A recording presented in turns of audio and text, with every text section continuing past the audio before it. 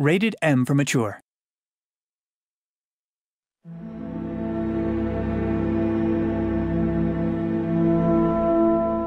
I am impressed with the work that everyone does at this place, right? Like, that goes without question.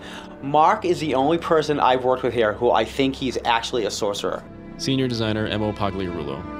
He is like closer to being like a techno mage than anyone I've ever seen.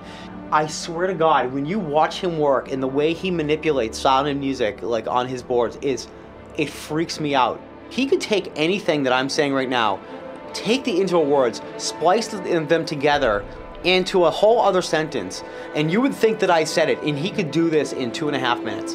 I've watched him do it. I swear to God, I don't know how he does it.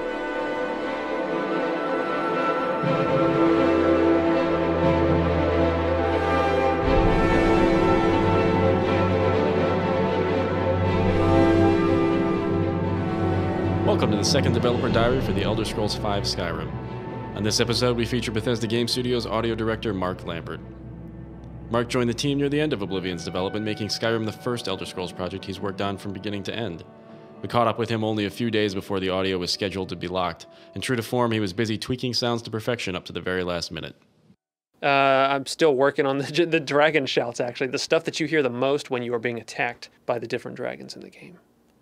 Well, okay, I'll play a little bit of this just because.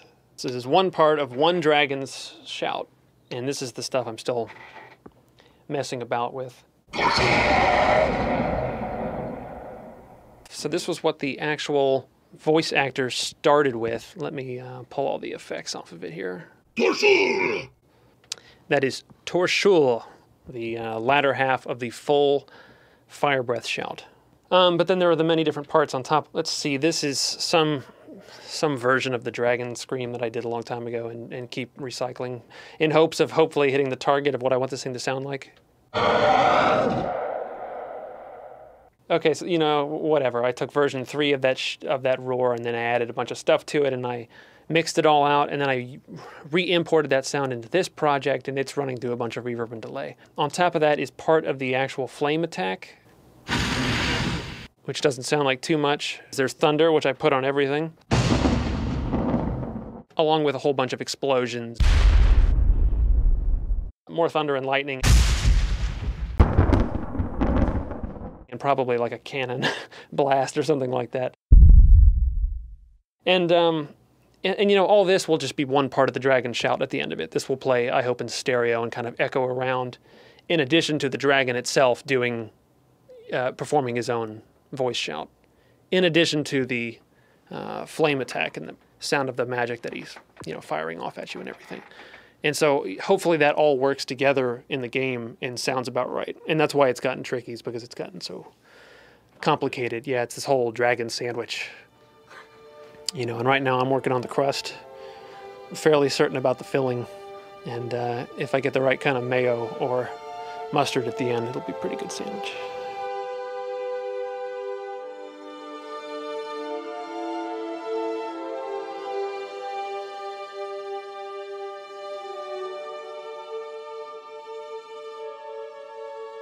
Easily the most, I wouldn't say it's obscure because you're certainly going to notice them, but like the most difficult and the ones I've gone through the motions with the most, and still am, and even in this like last couple days of being able to make any changes to the game, is the dragons.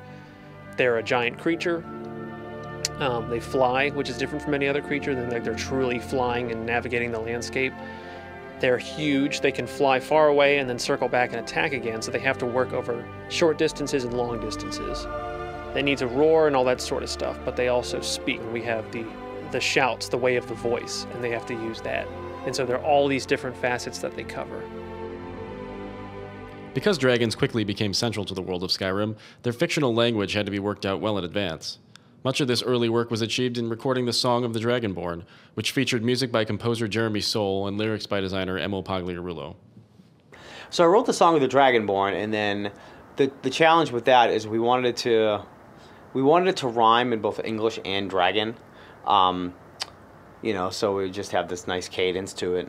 And so I wrote out the verses, and then we gave it to Jeremy Soule so we could record the choir. I think the most questions were answered about it when the main theme was done with the choir. in Los Angeles, singing to Jeremy Soul's music. And Emil had the lyrics written out by that point. We had talked about pronunciation. The choir director, Tim, really got it right from the start. The choir really got it. I think they're used to working in different dialects and languages pretty often. This was a professional choir. They do this all the time. So they figured it out very, very quickly. The choir, the way the choir sang it is the way it was in my head, but it was like, it skipped a verse and got like edited a little, but in a really good way.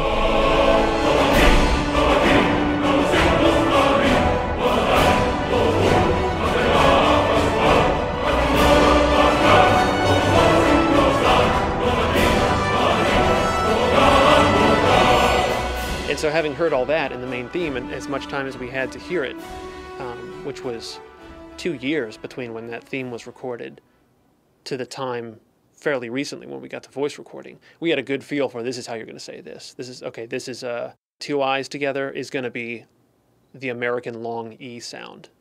You know, we've got some fantastic people in the voice cast. They can be #1, great voice actors, very experienced in TV, cartoons, video games, and the whole bit.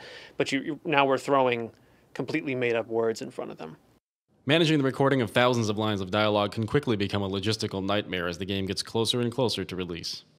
What starts out as a small snowball becomes this enormous, mountain-sized ball of snow as it rolls down the hill as you get later and later into the project. Because once everything is written and you go to voice record it, the writers can't really change it anymore. It's like it's set in stone.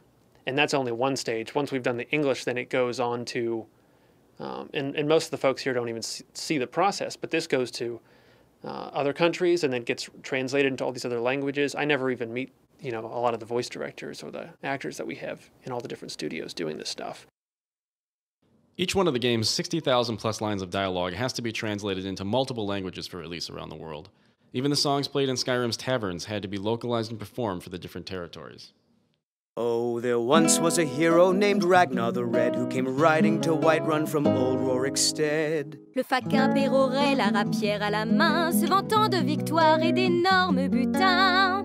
Doch still ward der Rote, kein Wort mehr sagt, als Schildmaid Mathilda beherzt vor ihn trat. Siamo stanchi di udire siffatte menzogne, orsù diamo un limite a queste vergogne. Empezaron la lucha Matilda y Ragnar, con fiereza se oyeron espadas chocar. 自慢や赤のラグナルの赤ら顔は永遠にその体とさらばした。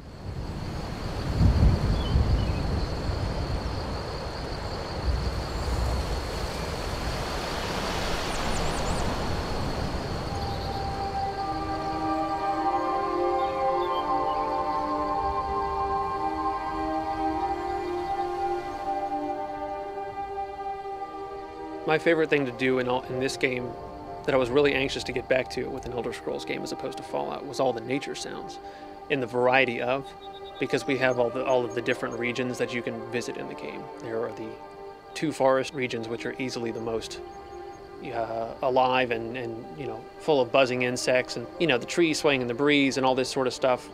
There's probably a greater frequency of rain to sunny days. Just more variety in general, so that you make a good contrast with the more desolate areas, all the snow-whipped plains in the mountains. The tundra is fairly barren too, even though it's green. And I like that stuff because you do, even though we have the really big ticket items in the game, the dragons are the most obvious. Combat, stuff that really stands out, the loud, in-your-face, sets of sounds. The ones you're going to hear the most, whether you know it or not, is all the naturey stuff when you're out exploring. 80% of games out there draw upon sound libraries, right? That you've heard a million times before. And that's the one thing Mark doesn't. Mark Foley's his own stuff all the time. And it's all new sounds. It's going to be anything from a door opening to like the sword. And it's funny because some of these sounds are stuff that I've supplied him with. Like the sound of the sword unsheathing is one of my swords. The sound of the guy blowing the horn is my horn. I hear it in the game. I'm like, hey, that's my horn. You know, like, so he does his own sound work, and it's amazing. But so I just do it on my own time. So I've got, you know, like the fancy recording setup when I really want to get all the gear together and lug it somewhere and go out and spend the whole day out, you know, in some location. And then I have the super portable iPod-sized version, which I can keep in my backpack or my jacket all the time.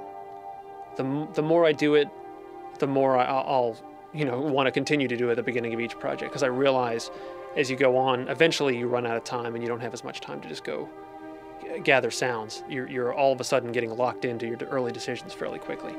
And so the more I can gather up in the beginning, you will find uses for it. I don't know, you know, stuff you recorded that you never planned on using for that specific thing suddenly becomes useful to you. It's like you look around your workshop and you've got all these tools laying around and, all right, I don't have a hammer to drive this nail, but I can use the back of this screwdriver. It does kind of work. It's sort of like that, I guess. Occasionally I'll record some placeholder audio or, you know, do some shouts or something, and I'll go into the sound booth, right? And you never know what you're gonna find in the booth. Like boxes of cereal, pieces of wood, shards of glass. It's like an ocean nightmare in there. I swear to God, it's so dangerous. And there's so much crap laying around, and you never know. And then like, there was something, and like, Mark, what could you possibly need this for? And he's like, oh, that's the sound of this. That's the sound of this. And when you think about it, it's like, oh yeah, you can totally hear it. Like, that's the lockpick in the lock, or that's this. My wife has to put up with me stopping all the time, and you know, you're supposed to be off doing your thing on this trip, and I've got a lot of recordings where it started off before I edited them. They all began, you could hear her footsteps walking off because we were hiking around England, driving all over the place and stopping and hiking about. And so it's me recording some bird, which is kindly sitting in one place and chirping for me. Because the other thing that happens is you hit record, they will fly away. They just know. And then an airliner flies over, or some guy starts up a chainsaw somewhere in the distance. It just happens. Yeah, so anyway, you hear her walking away as I lag behind for a while to get 1 minute of this bird or cricket or whatever. And they're in the game, so it was worth it, you know? Hang on, I gotta record this one button. It's got a funny mechanical ping to it or something like that. That sounds like something we could use one day in some game somewhere. Or this door squeaks, and put the recorder in the dryer and bang on the side of the dryer. I use that one a lot. We've never had a dryer in a game, but it's just this good, heavy rattle sound, you know, and you get all sorts of stuff out of it. And you filter everything out, you know, except the bass. Now it's this giant boom, like kind of a sweetener, as they call them, and you add it to explosions or whatever, you know. Take nothing but the high end and time stretch it and loop it. Now it's this rattly machine loop.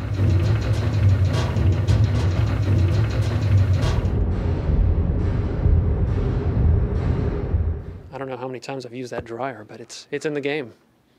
Keep an ear out for the dryer. Put some keys in it. Yeah, exactly. There's no...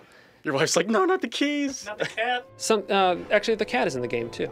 Yeah, you wouldn't spot it unless I told you this is the cat doing this one sound, but our cat is in the game.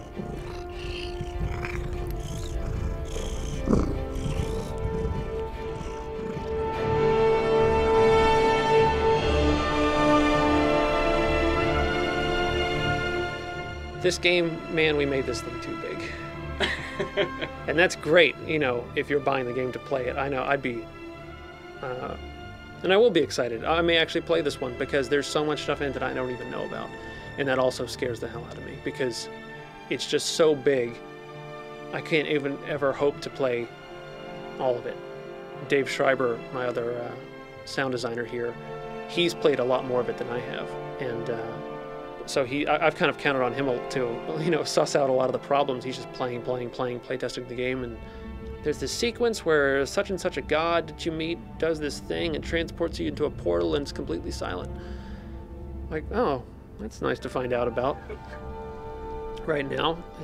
So, you know, is there a way we can cram a sound onto this, you know, this giant event? Thankfully, yes. Otherwise, I'd be here saying, this was part of my minimalist vision, you know. It's kind of a John Cage thing that I'm going for here. But, you know, I know that I don't worry about that stuff too much as long as we catch most of it because I play other games at home and I realize how much more picky I am with my own stuff. And the little things that I worry about that when I play other games and listen for them don't bother me in the least. There's a game I'm playing at home right now that I can hear this one machine looping. There's a little tick in the loop, and it's probably like when they made the sound and looped it, it was fine. And when the sound got compressed for the Xbox, something happened and it got thrown off, and now there's a little pop. I'm probably one of 12 people who noticed. And man, I don't care one bit. I'm having too much fun, and the rest of it sounds great, and I'm sure their audio director and sound designer are pulling their hair out about it. Doesn't matter, guys. It's cool. Having a good time. The guns sound awesome. So really, you let stuff go by, and the same with everyone else on the team. Animators play the game. I'm sure they are agonizing over, oh, we could have polished this one thing. I wish I could have fixed that problem. Stuff that I do not care about in the least. I'm just excited that they gave me the chance to dress my character up in these stupid clothes and go be an idiot.